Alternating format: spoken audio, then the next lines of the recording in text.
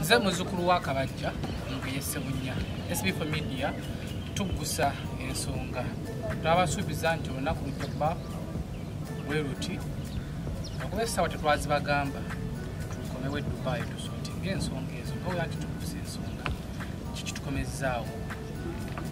tukomyawo okubeera nga tutangaaza abantu ala ku linnya lya Sb4 kyetuvudde kyatuleeta bingi ebitambudde bingi ebyogeddwa mutusibyeko amatu g'embuzi tuliiseemu ngamba ba Sb4 naye netugamba tujja kuddayo tumiitinga omukulu Mukalazi CEO owa Mukalunate Global Services twogeremuko naye tulabe tutuke ku nzikiriziganya mwakisanyukira nyongera okwebaza mama waffe omulungi mama w'eggwanga mama Fiina ate nga ye pulezidenti w'abasawo b'ekinnansi yaŋŋamba Sb4 nkwadde visa nkwadde tiketi genda maliriza ensonga eyo neeyanziza nnyo mama wange neeyanzeeke twebaza aho tubeereddewo mu kaseera kano tuyitamu oba ke tuyitamu tubeebaza abalwanyi entalo nga tetubamanyi nakubamanya twebaza abakitegeera netwebaza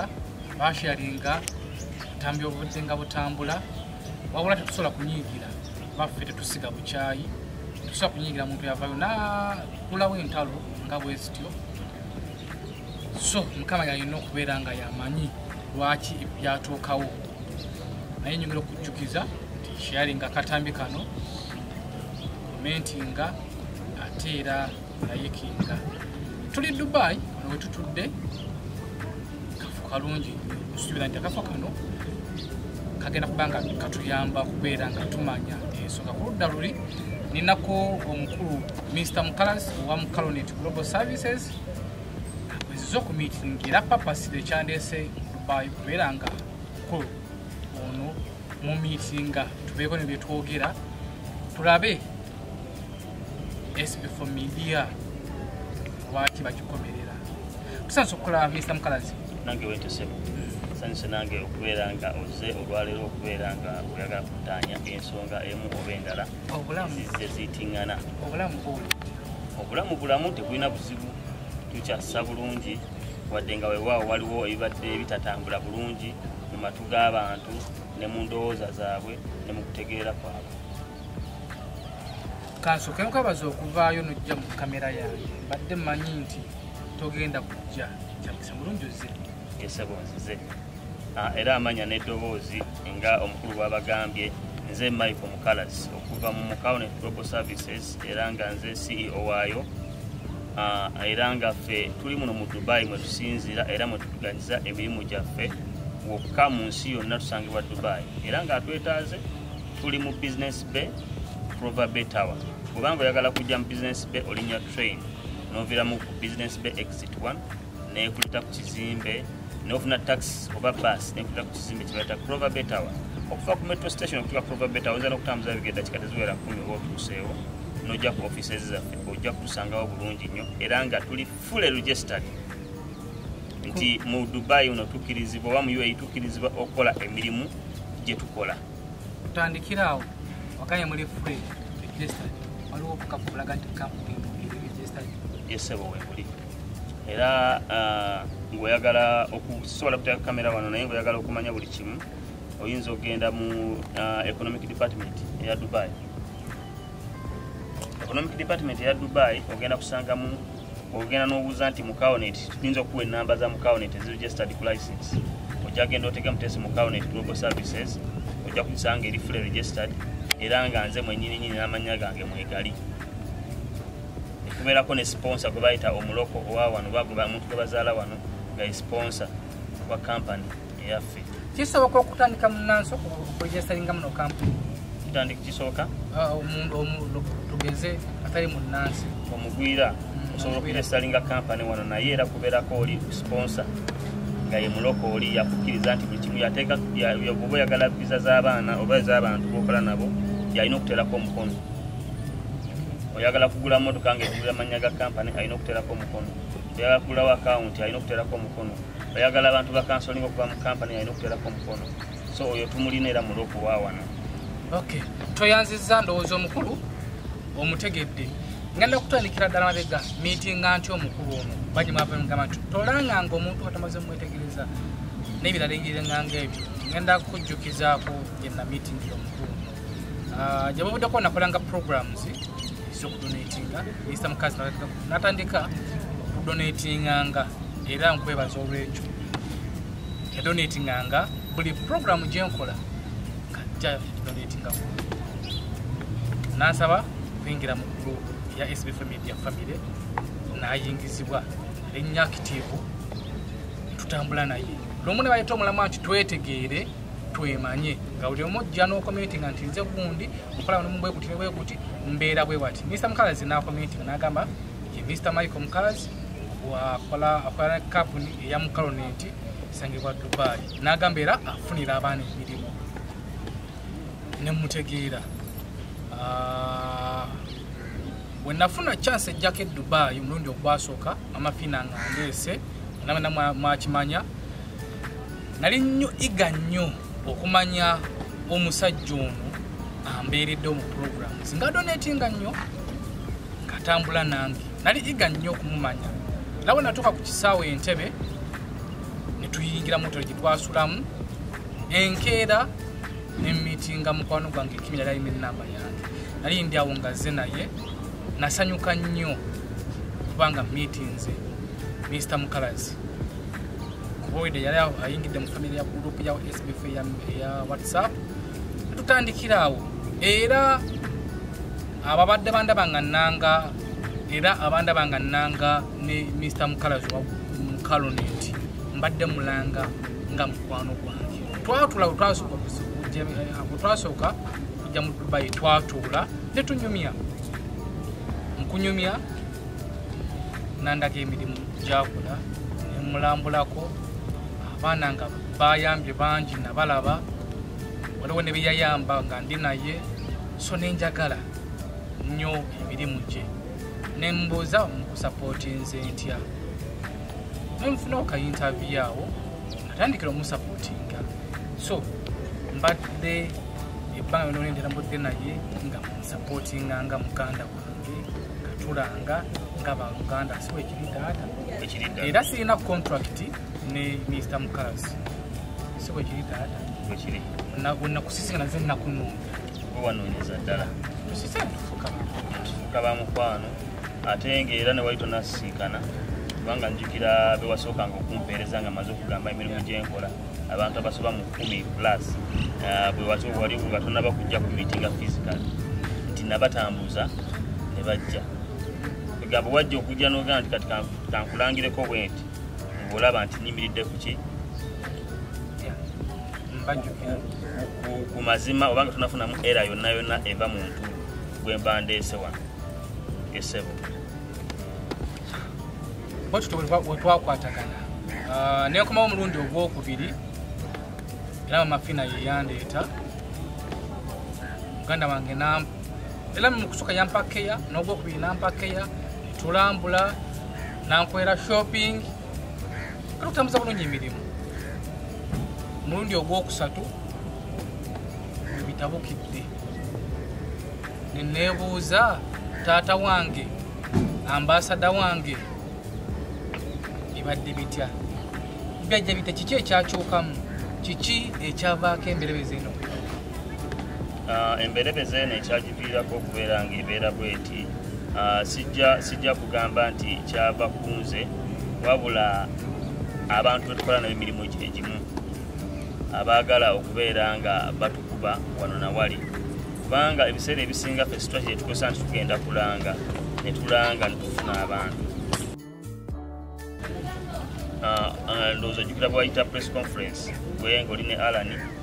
ne mujja ne muyita abantu bajje bagambe nti oba ono ya Mukalunate yababba mujje muveeyo mwogere eri eggwanga nti Mukalunate ddala yatubba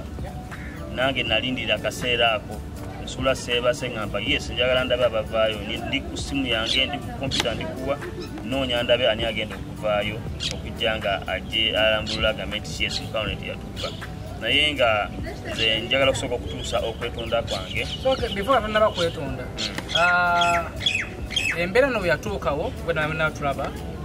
twali bennyamivu ku mitima naddala Alan mwamala bakatamika twakola twali bennyamivu era tutulamu ne Alan ne tulinda tesikobireko kusembera otuwolerezeeko nti ffe bebakuba bebatadde ku nninga tetukirina mu mukono naye tewavaayo tulaba erinnya lifa erinnya lya Sb4 media lifa erinnya lya Alan lifa lwaki twali tukusuubirayo nga ggwe mukwano gwaffe okuba nga otuwolereze okugambe nti bannange abali eyo abakomerera Sb4 ba Alan tebalina musango nze nina omusango tetwakulaba kyekyatonyemiza naffe awo ojja kwongera okutuusa okwetonda kwange gye muli mwenanga media yonna eyali etambula nange oba ekyatambula nange nti ensobi eyo yaliwo naye ng'omuntu ofuna okwennyamira kwega muntu ayinza okwogerako ekintu n'ogamba nti Katonda ali mu ggulu yamanyi nti ddala Mukalunate alina ekikyamu oba talina kikyamu nosooka n'ogamba naye olowooza biyitawo bisi bigenda kukola kikugenda nolaba nga bidize naye kwegamba obwongo bwesiba nga tulaba kyakugamba abantu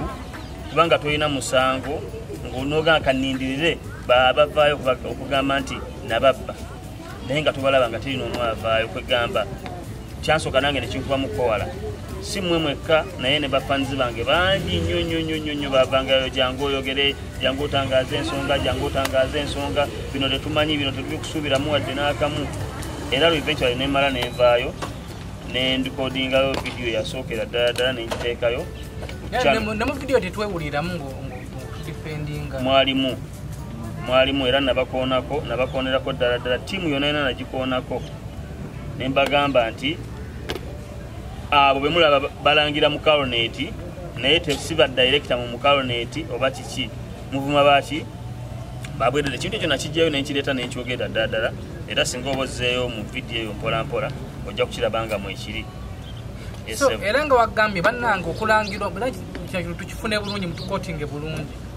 nawe gwali eyo ali ku social media saa zino avuma Sb4 wofuna diiru ne bakuyita tugeze nti osobola okumentioninga companies ennene gazi MTN oba Airtel oba umeme oba ki tugeze nolangira oba MTN omuntu omu naagula airtime ne bamutemanga lwokyayogera kuba bintu byo bibeerawo newesanga ku mobile money okaddeko n'emitwalo 5 nokera kaguluko emitwalo 37 tovaayo kuvuma oba tosobola kuvaayo n'ovuma TV oba omuntu alangira kampuni eyo twetegeere bulungi bannaye nti wemba nga nangidde Mukalunate mba siri part mba siri mu management ye eba jajja diiru nti yaleeta business ne tulanga ate nze si business mulangira nga taata wange nga mukwano gwange mutufune bulungi bannange nawe gwali ejo saa zino otuvuma oyinza okuba nga otuvuma okufuna following naye bw'onoofuna following abantu bajja kujja ab'enjawulo balange naabo tojja kwetegereza muntu okuba mu bigere osobola okulanga kampuni naye nga ebigirimu emabega tubimanyi okitegeera muganda wange so mutukomerere empola nze oba oli awo bannasooka ne mumwetegerezaako ko bayali mu gurupu yange ya WhatsApp bina nga tubabuulidde naye tufunewo enjawulo y'okulanga nawe gwali eyo osobola okulanga naye ensobi tebinayo Mr. Mukalazi complain esinga tokwata masimu g'abaana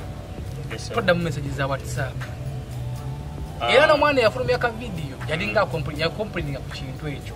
todda mu message amasimu togakwata ekyo nja kinyonyolako bwe nti ekyamazima kiri nti amasimu gayinza okujja essimu nga 10 mulundi gumu nga temusobola gakontrolinga gamalayo era nga Mukalunate kubanga eyo namba gye bakubako erimanya ga Mukalunate nti Mukalunate twagenze mu Dutelco oba kundi ezimu ku network zaano ez'amasimu netubagamba enamba zo katusilinkinge ku namba endala just in case ojja gikubako naye twenge tugikutte egende ku muntu omulala naye ng'ensonga eyo yo yaliwo era obwo bunafu twabula abantu bwali bunafu bw'amaanyi okuba nti tukwata amasimu gonna gamalayo ate n'ekirala nti messages tuddamu messages naye tuddamu ezimu kwegamba oyinza okuba ne messages nga 10 nga tosobola zimalayo omuntu omu banyinafe abakola mu mayumba mwanyinaze ajja kujja akuweereza voice note ya dakiika 10 nga kunyonda kusibu kyonna kyeyali ayiseemu ate amala omuddemu ate ayongera awandika message endala yikole voice notes nga mpanvu nnyo nga tusobola kuzimalayo zonna mulundi gumu. So olumu tufuna obuzibu obwo naye nga olyanza nga tutukwata simu naye olumu nga atakuwa WhatsApp call akubira WhatsApp calls nyingi nnyo osobola okulaba message ye eri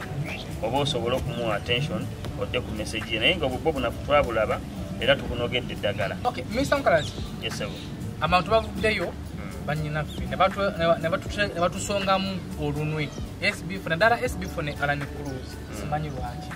nti twekobaana ne kampuni ya Mukalunate.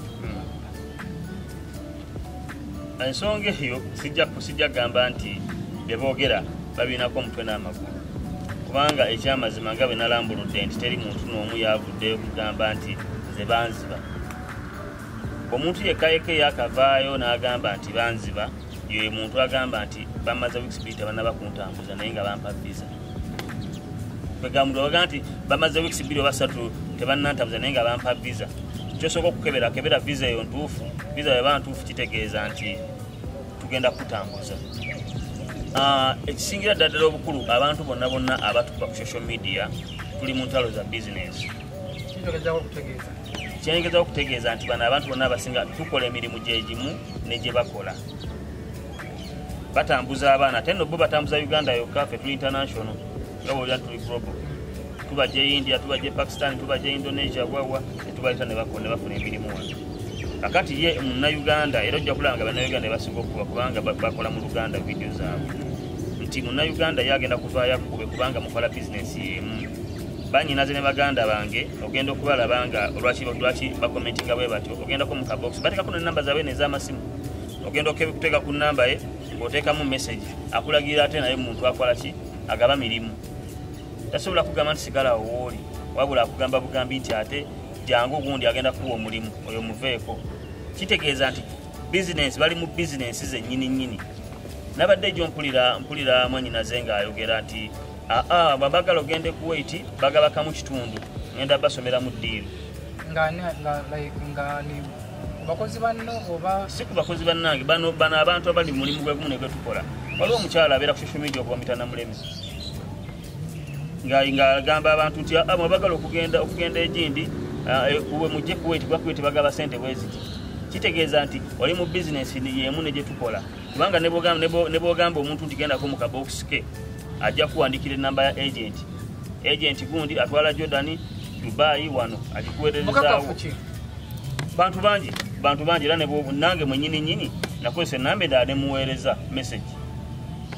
ne mugamba Mukalunate yankola bwati ne bwati nangamba weereza video kola bwoti ne bwoti naye oyo muveeko kati kankuwa ennamba asobola okutambuza. Ekyamazima kiri nti bano abantu betukola nabo emirimu gyegimu nga negye tukola bagenda batukuba ku social media naye nga gendako ku comments oba ku kyo ojja kulaba abantu bose bonna abasinga okuba mu Mukalunate ku net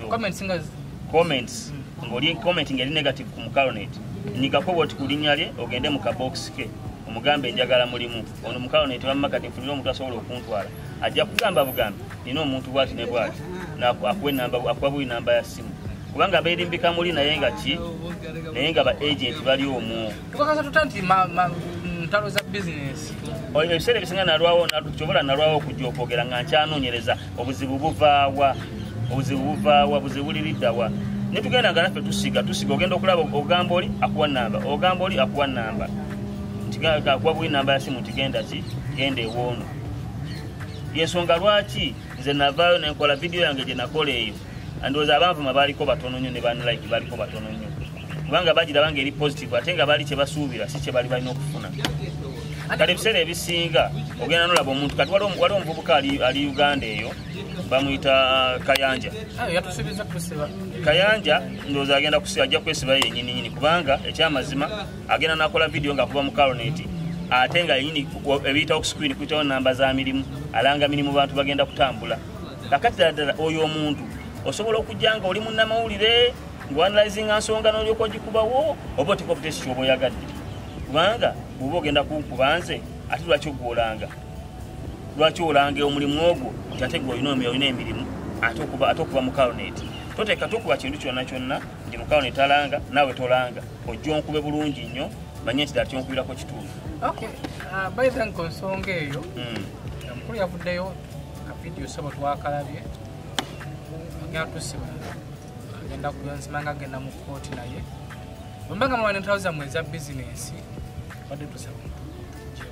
ezo ntalo za bizinesi kwagala nnyo kuyingira mu ntalo kuli yavaayo n'abyogera naye nga namukutu gwabyogeredde si gugwe ate naye nga ataddeko emirimu gyalanga naye Mr. Michael fe tusaba nganzi yesterday najja tubaliwinga omuntu ataddemu ne transport buli kimu nenzija ne alani nekozi banna tukoze tutya okuva mu ntalo zammwe kuba erinnya ddyo lifa otukula ku ya Sb4 media lifa kulwa Mukalunate yakyalwera agenda kusigalawo emirembe gyonna tagenda kuva kubanga kampani ennene ennyo mu Dubai wanatenge registered tukugamba tetuli Uganda wabula tuli Dubai kubanga buli kintu kyonna tukikolera wano Dubai mirimu giri wano Dubai abantu bonna batunoonya ne kampani nyingi e Uganda zituweereza abaana okukola n'oyo gwolaba oyo ayogera ku gundiyo simanyani oyo Calvin ogenda kulanga kampani gyalangira empadde abaana nja kuweezako eipapula bwembanga mwagala kakasa nti abantu bonna bali mu ntalo za bizinesi naye nga tebalina mirimu ffe tulina emirimu era abantu bafunira emirimu wano kubanga oli ogenda n'omugamba abo babbi naye n'obagamba muleeta obujulizi nga terina muntu yemu asobola kuleeta bujulizi n'akamu kitegeeza nti abantu bano bateekawo ebintu byabwe basobole okuyisaawo ekyabwe so bwe mugamba nti muva tubajjamu tutya muno kitegeeza nti tugenda kujjamu biri ebigundi ebitalina kubeera mu tusigaze amazzi amateefu singa obujulizi buvaayo nga kituufu waliwo yeri akuwadde otamukoleramu ajje ngenda kumusasula muno ndimu ennaku nga 2 mu maaso ajje ngenda kumusasula kubanga olaba nze bandabira ddala ku social media ate nze sikweka feesi yange newemba ntambula teri atamanyi nti oyo Mukalunate tebamanyi newembeera bamanyiiwo ne poliisi endi manju mbeera mulakabati ne poliisi endi manju bweti nti kati gwe oba oneetaaga totawanana na kugenda walanyi totawanana nagenda ku social media gwegenda bujangu wano e Dubai ogambe nti wanziba ssente bweziti wakola bwoti ne bwoti tugamba naffe tulina obujulizi tukuuma records zizonna mu bitabo ku masimu tukuuma ate naye tukutana nawe leeta obujulizi essimu ki omuntu gyasobola okukufunirako Mukalunate nga omuntu agenda gikuba ogikwate ng'alina obujulizi bwe ng'alina complaint yonna nze essimu zange muzimanyi ku screen zibeerako naye mbadde nsaba obawo ennamba ng'omwana agenda gikuba ogikwate akunyonyola ebizibu bye nti Mukalunate nakuwa ssente zange Mukalunate zikiriwo ekiti banja batukabira tokwata masimu toddamu message funayo essimu kakati mukama wange tulina tiimu nene nnyo era ngenda kubawa ennamba y'essimu gye basobola okubeera nga bakubako etali eno eya bulijjo kwegamba boolina complaint yonna tugenda gijja salinga bulungi nnyo tutereeze ensonga zo ate nga mmanyi bangi bagenda kujja nga baŋŋamba bugambe Mukalunate otuyambye otya kubanga Sb4 bwebbanga lyomaze wano e Dubai ng'otambula nange omanyi abantu betuyambye wano abantu betuleetera obwereere wano e Dubai naki singa essimu tusobola okulikodinga bwenaku essimu ezitukubira ojja kulaba nga essimu ezisinga zisaba buyambi zize ntya nja kusasula nga ntandise okukola nja kukola bwe nti tuyambye omwana w'omuddugavu wano mu Dubai naddala munnayuganda wano tumuyambidde ddala wano covid yajja oyo mukambwe ennyo nga tewakyali tutambuza abaana nga mulina okukuŋŋaanya abaana abali ku street bebagoba emayumba covid yannuma emirundi n'emirundi lwakubeera n'abaana abo nti osembeze no tomanyi obakayina tomanyi oli obakayina tomanyi oli obakayina twayita mu buzibu bungi nnyo naye olw'okuba nti nno tuba n'omutima ogwo ogulumirirwa yensonga lwaki gwe owoga abantu bakuyita papa bakuyita ani begamba okiraba so tugezezaako nnyo okulaba nga tutereeza obulamu bw'omuntu naddala munnayuganda ali eyo era nze navuddeyo neŋŋamba naye abaddugavu bano ddala kiki kye tulina ffe abaddugavu lwaki tetusiima muntu oyo akola ekintu ekiri extraordinary kyomuntu asobola kukola muntu yennaawo kubanga tugezezaako nnyo okubala ne kambawo ennamba eno +971 55 18 65 064 mukube ku nnamba eyo mbadde nsaba wenna ng'olina okwemulugunya kaswete namba ogenda gikwata njagikwa naye basigikutte bagenda kugikwata era info baginoting ngenda kuddamu nkukubire muganda wange bamwanyinaze ng'oli eyo nga weemulugunya ku services zaffe obanga omanyi nti twakubba obanga omanyi nti twakuwa vizayo naye nga tetukutambuzanga ng'eddaada olaba ebbanga jjo lyetoolodde tuli mu gwa 11 ssaawa eno nga okuva emyezi kangambe nti omwezi gumu okuva emabega nga tonnaba kutambula weemulugunye nga tolina visa watuwa sente zo weemulugunye tugenda kubeera nga omulango bwetubuuliriza naye gwe ali eyo nga weenoonyeza bibyo mukama ye yalamula bw'okuba ku ssimu eyo era ngenda kunoonya singa enamba gy'otuwadde omwana agikubako emirundi egiwera 2 oba 3 nga yonna okwemulugunya gy'oli n'otakwata ssimu eyo ngenda kunoonya akuweereze ne screenshot ng'alaga nti abadde akuba bw'okuba essimu gyakuwadde nga tagikwata mesi nga taziddamu simu za ku screen kweziri bayoko nga tumbawumba mu kunoonyereza okwange wali mu mwaka gwa 2019 nina cases nga 5 abakajja gyendi ne bakumpaabiranga n'obujulizi bamulina nti bakuwa ssente n'otabakolera obadde okimanyiikira kakati ezo story era ndoza story eyo ke yakabeerawo lwaki story eyo yaliwo long ago twalinga tukolagana ne companies endala oba n'abantu ba individuals abalala individual abaana abo baali bagenda mu company baali bagenda mu security long ago baali bagenda mu security netukolagana n'omuntu n'atugamba emirimu egyo akola ki agirina kyovola tukyakolagana namu tudiringa mu company direct kubanga kati tuli fully registered ogenda ddala mu company n'ogenda ddala eri munda n'ogamba HR nina abaana n'obawa omulimu nti ye kakati embeera eyo yabeerawo ng'oli kayungirizi kutuukiriza ddala wali wennyini wali nkutuusizawo ddala ku mulimu gw'oyagala Mukalunate tekulikinga ku muntu ku mulimu gw'oyagala oba ku muntu agenda okukolera kakati abaana abo twalina omuntu gwe twali tukolagana naye by then sina nnyo twali tukolagana nnyo naye twakolagana naye kwogwo omulimu abaana abo infact nerikundi zirina kuno lisiiti eyo abaana abo ne bava mu ddiramu besondamu ssente omuvubuka oyo n'atugamba nga ndi n'abaana abo nze mwennyini n'atugamba ssente zino muziteeke ku akawunti nenvuga emmotoka nengenda nengenda ku banka nenteekayo ssente lisiiti nenjibalaga lisiiti n'ogiraba ino netubaako nekkopi akaseera katuuka basayininze empapula awo empapula sintuufu bakoze biki okukkakkana ng'omuvubuka takyakwata ki simu ye naye ng'ate mwali abaana nenzija nembalaba netusinkana ne baŋŋamba tuweezaffe nembagamba banekasooke tukubire omwami ono bw'anaakwata bw'ate essimu tumubuuze waali atuweezaffe netusooka netukuba essimu bavubuka mbanga mukiraba ekintu ekyo nga kyenjogera kituufu mujja kunjulira oba be mwali nabo bajja kunjira kubanga 10 terikyawo omusajja netumukubira essimu twamalanga like 4 hours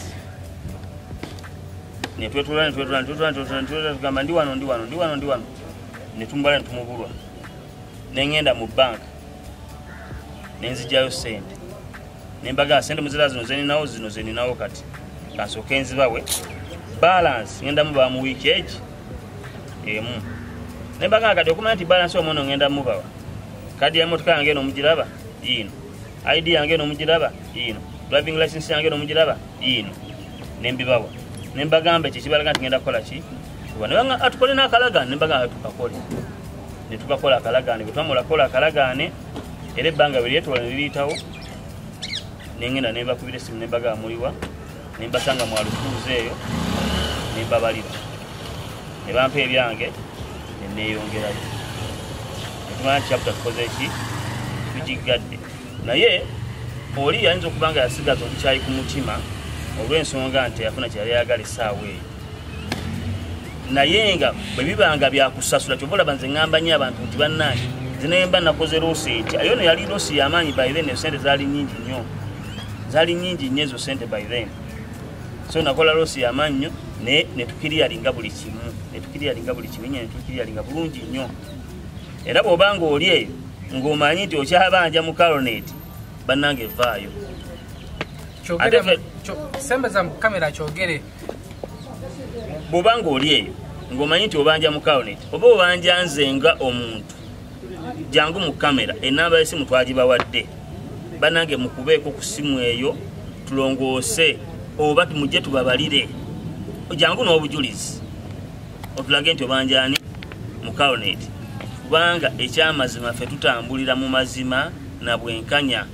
bwe tutambuliza bizinensi eno bwe tugikoledde nga bwe nabagambye bangi bajja kuvaayo bakube bakozese bakopinge bapesitinge emesagi z'abantu abalala bakole batya naye nga kyetusinga okumanya nti bwona ogenda mu kabokisi kaabwe bagenda kuwa namba ya agent tebagenda kugamba nti agenda ku poliisi ekuli okumpi bagenda kugamba bugambi genda ku namba ya agent bwati ajja kutambuza ajja kutuusa e Dubai kitegeeza nti bakola ki bakola emirimu gyagimu naye ate abo tebali official nga ffe kitukubya ntulwakuba ffe tuli full registered wano tukola ebintu byonna byonna nga biri smart ti ne bwona ogenda oti ojja kusanga Mukalunate nga gyali tetugenda kwekweka. Okay, ndowooza ensonga oziwulidde. Sb4 Media akamala emyaka 4 system tubadde tutambula bulungi tweyanziza tu followinga tutera kubeera mu nsonga nga bwe ziti kyobola nti ensonga bwe ziwe zavuddeyo kyatulumye nnyo era yensa kuba kitukomyewo tugonjola ensonga eno ngera okujjukiza nti Sb4 Media naddala nze nga muzzukulu wa Kabajja minisita mukazi nakulangirako obulangizi nga mukono tulina ene contract siwe kiri senengako naawe mbadde mulangira oba mulangira nga mukwano gwange azze ng'ayamba abantu banaliko naye era ng'ayamba muno baayi ngendaba nga tukwatagana ab'emitima emirungi so ekyo kyo kitegedde bulungi sirina okulanga naye saalina ene intention zonna ez'okuba mu Uganda wali yagamba nti mukazi yakubba oba Mukalunate yakubba essimu agikuwadde nange mwendi nkontakitinga nja kutuusa waali kulwanirira erinnya lya Sb4 tugenda kubanga tuli mu street ba ebintu byaffe byetukola biri street bwe nafuna omwana najja naŋŋamba Sb4 kalazi byanziba ngenda musitula mukuleetedde wosula mmanyiwo mmanyiwo abanga ali wala nnyo tujja kuba live oba ku Zoom omuntu oyo ave yanumirize tuleete obujulizi tumanye nti ne bwabanga ali mu America ayinza okuba nga yavaamu muno obanga yavaawo n'agenda wa naye ng'ali mwali mu akyassa kitegeeza akyasobola okutegeera obwongo bwe n'amaanyi kyenjogera kino kyekituufu leeta obujulizi buli kimu tujja gonjola ensonga yonna n'ekirala eno etteeka likola etteeka likolera ddala mbadde nsaba gwe wenna wenna ng'onoonyeza Michael Mukalazi nga waliwo bitatambula bulungi etteeka likola kyemaze okuwulirizaako nti etteeka likola genda ku poliisi omuwawaabire bajja kukukwata butereevu ate bagambye nti poliisi endi manju wano poliisi ekubira n'essimu nagamba jangu ku poliisi kamutu naye police station n'ogenderawo tulina nsonga lwaki togendayo era bajja gamba ye twamukuba essimu teyagenda bwati yagenda kati njagala Sb4 bwe tuva ano genda ku poliisi osula kumpi nnyo ne poliisi mu ddeyiro eyo genda ku poliisi oba otekeyo erinnya Michael Mukalazi nyiza n'okuba ID yange kopi olabe waliyo offense webeera offense yonna bannange komawo ku kamera oba genda ng'okola ba live oba n'oba osobola okukola zi live naye lwakabaza obutakkiriza ku poliisi ng'oli ku live bwoti so ogenda ogambe wali nina gundi bweti ne bweti omuntu ono bwati ne bwati bajja biteeka mu system balabe singa twali ffe babbi singa kampani bagigalawo nadda. Okay,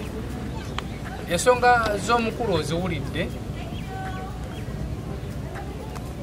abafollowinga Sb4 Media tumanyi abaddewo mu kaseera kano tubadde tuyitamu akazibu tweyanzizza nnyo abatwadde ku magezi ag'enjawulo tweyanzizza abatukubidde ku masimu ne mutugumya tweyanzizza Mr. Hassan Wampombo restaurant kutumiddeko nnyo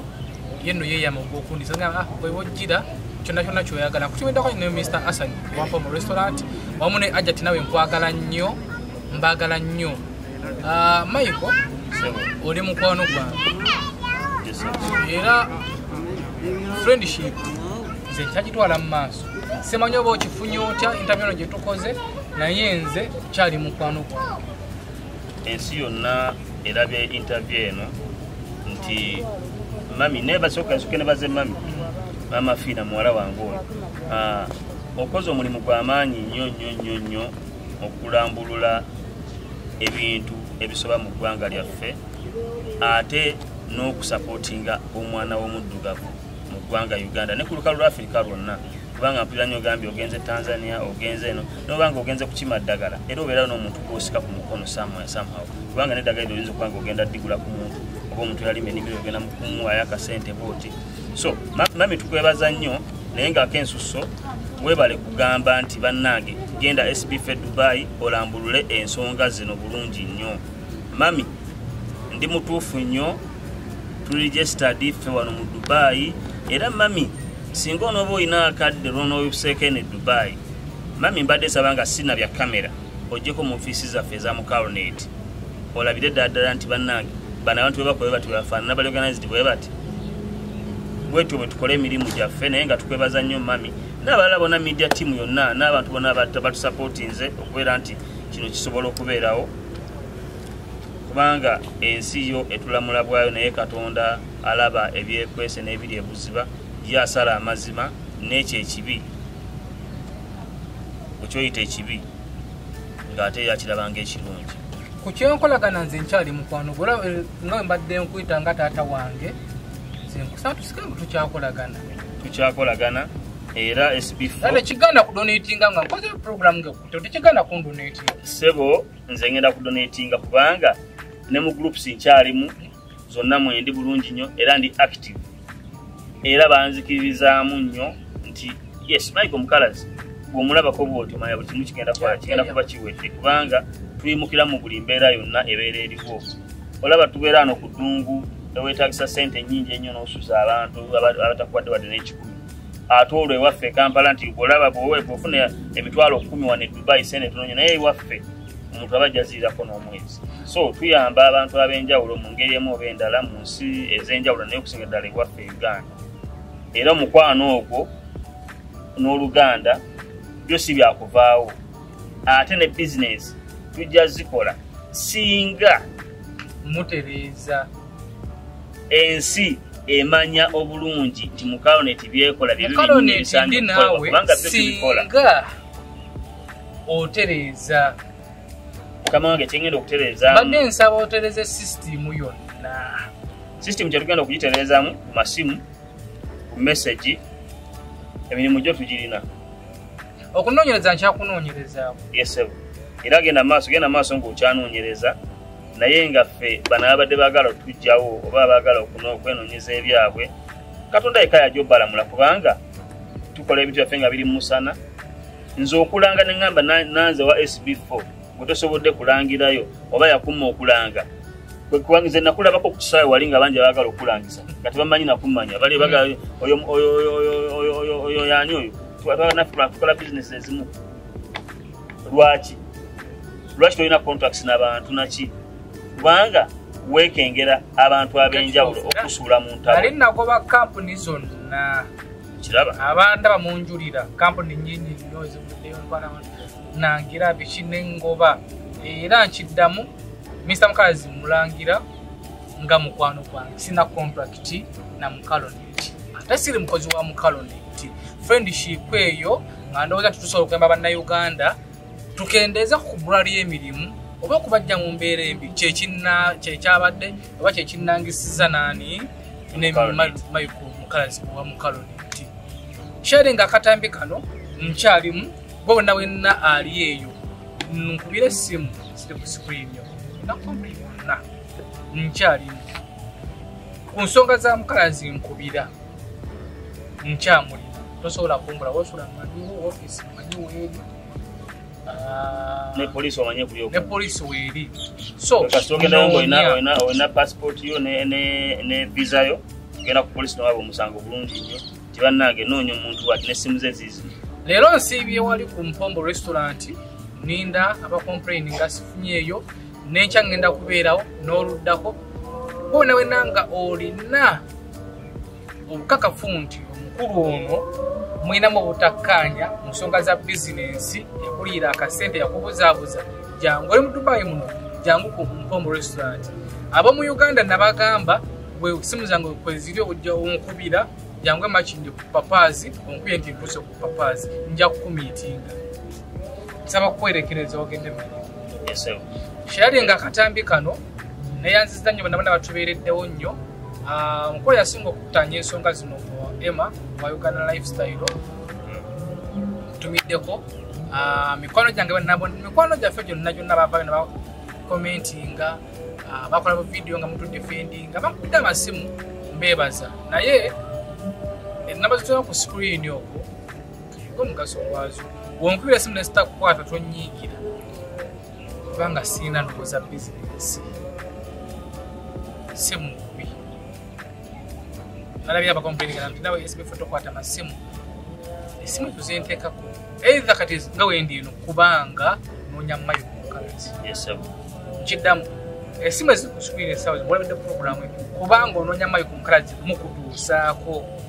mugasimbagane walina ekizibu nti Sb4 nina ekizibu simanyanga omusajja yandekawo nkuba esimu zange tozikwata simusango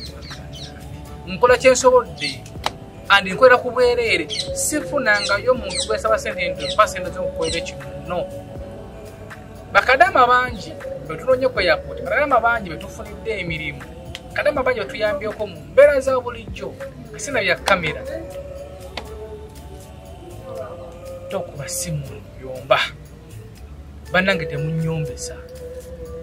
nkiddamu munkotinge bulungi wenga nokukwata essimu yo either mba bize amba saagala temunyombesa nange byensukkulumako ndi muntu andinze nkiddamu sikola ku nsonga z'amataka nti Sb4 ndi kadama ndi wano weyo nkwesa otongulira ettaka nedda sibikolako siterekera mwana sente nti Sb4 nabayo sikuddewo akawunti nterera ku sente sibikolako n'ensonga za famire yo simanga babange namuleka Uganda nawasa agendayo sibikolako nze muzukulu wa Kabajja mugeyese bunya programu eno ndowooza oba oli awo ekuwadde ebulyo kyoyagala bangi mbadde mugirindiridde sharinga akatambi kano likinga commentinga mpozi nga liwo ekikyuseemu nja munoonya mukulu tasobola kumbula tujja kudda ku kamera bonna tufunyeewo embeera yonna tujja kudda ku kamera nenga neyanziza kujjako mu kamera mbadde mayite ogenda kuzzaako mbiro kubanga wowulira omubbi polisi ngejja era kyekyo ensonga lwaki n'abantu bambulaminga nti sidda mu message singa nali mufere singa message ziri ku 0 naye nyinza okulaga ku simu anolaba message eziriko nga ziringa mutwalo nagezeza kugenda ku polisi okweripotinga nti ndina omuntu gwenziza okunoonyerezaako muno abbye abaana bambuza evidence so nkunganya bujulizi kunganyiza ddala obujulizi ate nga era bwe mbagamba nkiddamu bannange ennamba ezo zemulaba ku screen awo oba zonna ze mugenda okulaba oba gye mbasomedde bambi mujje bw'obanga oli eyo ng'ogamba nti oyo yandyaza amaanyi ng'olina obujulizi bwo jangu nga bwe njagala kuddamu kano akantu kali kamu nti bonna boolaba mu comments oba abatukuba social media bakola bu video obwenjawulo nga bakuba Mukalunate balinayo ba agent emabega waabwe ng'oyagala okakasa ekyo teka mugenda mu WhatsApp yo muwandi tusindike message omugambe bannaye bano bankola batnaye batisobola kukola nti ogende bwe agenda kuwa namba ya muntu agambe nti genda okozesa oyo kyobola nti zino ntalo za business tulimu abapostinga abo buli kiseera balina companies bakolagana nazo n'abantu ba individual fact bakolana n'abantu okusinga abantu bakolana nabo okusinga nti ayinza okugamba kubira Fred olina agamba kubira Kim olina agamba kubira Gundi kugamba ntalo za business zetulimu wano naye Mukalunate nga company bweri nti company ya amaanyi ate company yazze egenda kulemerawo ate tugenda maaso n'okulanga ngenda bakubako ekibati maaso awo ndeeta omuntu gwe mutasubira nti ngenda kumuleta Sb4 bw'ogamba nti gwekyanoonyerezaako ngenda kuleeta omuntu omulala ate okwegamba kubanga oyagala okugjayo ekintu ekiveeyo brand ogirange bulungi nnyo ebyanjike mu bantu enyikire gwekozesa kulanga koza lwaki MTN terekeranga okulanga ate balese Africell balese Airtel balese biki ne MTN ekyakola ki ekyalanga nakati ekyalanga so yandibeteranga kubanga line oli wanjala ya MTN